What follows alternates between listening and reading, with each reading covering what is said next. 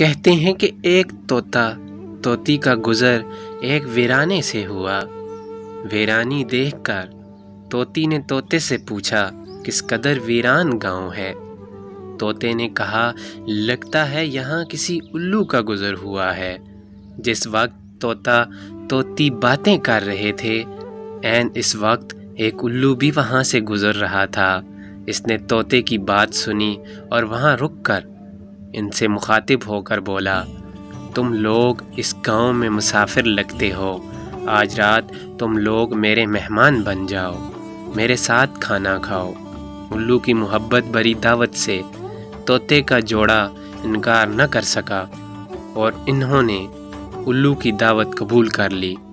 کھانا کھا کر جب انہوں نے رخصت ہونے کی اجازت چاہی تو الو نے طوطی کا ہاتھ پکڑ لیا اور کہا تم کہاں جا رہی ہو؟ طوطی پریشان ہو کر بولی یہ کوئی پوچھنے کی بات ہے، میں اپنے خاوند کے ساتھ واپس جا رہی ہوں۔ الو یہ سن کر ہنسا اور کہا یہ تم کیا کہہ رہی ہو، تم تو میری بیوی ہو۔ اس پہ طوطی الو پر جھپٹ پڑے اور گرما گرمی شروع ہو گئی۔ دونوں میں جب بحث و تکرار زیادہ بڑھی تو الو نے طوطے کے سامنے ایک تجویز پیش کرتے ہوئے کہا ایسا کرتے ہیں ہم تینوں عدالت چلتے ہیں اور اپنا مقدمہ قاضی کے سامنے پیش کرتے ہیں، قاضی جو فیصلہ کرے وہ ہمیں قبول ہوگا۔ الو کی تجویز پر طوطا اور طوطی مان گئے اور تینوں قاضی کی عدالت میں پیش ہوئے۔ قاضی نے دلائل کی روشنی میں الو کے حق میں ایک فیصلہ دے کر عدالت برخاست کر دی۔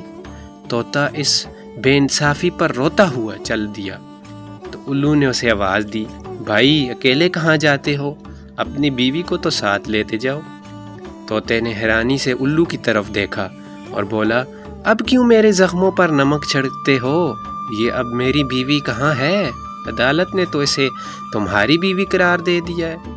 الو نے طوطے کی بات سن کر نرمی سے بولا نہیں دوست، طوطی میری نہیں تمہاری ہی بیوی ہے، میں تمہیں صرف یہ بتانا چاہتا تھا کہ بستیاں الو ویران نہیں کرتے، بستیاں تب ویران ہوتی ہیں جب ان سے انصاف اٹھ جاتا ہے۔